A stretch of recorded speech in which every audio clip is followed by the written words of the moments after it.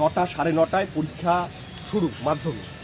আমাদের জেলার আশপাশ যা চিত্র, তাতে স্বাভাবিকভাবেই 9টার মধ্যে স্কুল ক্যাম্পাসে পরীক্ষা ক্যাম্পাসে পৌঁছানো সম্ভব নয় যদি কিনা গণপরিবহনের ব্যবস্থা ঠিকঠাক না থাকে।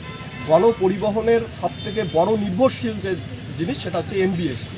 স্বাভাবিকভাবেই আমরা দাবি করছি প্রত্যেকটা স্কুলেই 2টো করে সরকারি বাস লাগবে এবং গণপরিবহনের ক্ষেত্রে এনবিএসটির পর্যাপ্ত পরিমাণ বাস যেন সেই দিন গোটা জেলার বুকে চলাফেরা করে, ছাত্রছাত্রীদের যেন কোনো ধরনের সমস্যা না পড়তে হয়। তার জন্যই আজকে আমাদের এই ডেপুটেশন। পশ্চিমবঙ্গ রাজ্য কমিটির ডাকে আমরা হাওড়া এবং শিয়ালদা ডিআরএমকেও ডেপুটেশন দিয়েছি, এখানে এনবিএসটি চেয়ারম্যানকেও আমরা ডেপুটেশন দেব।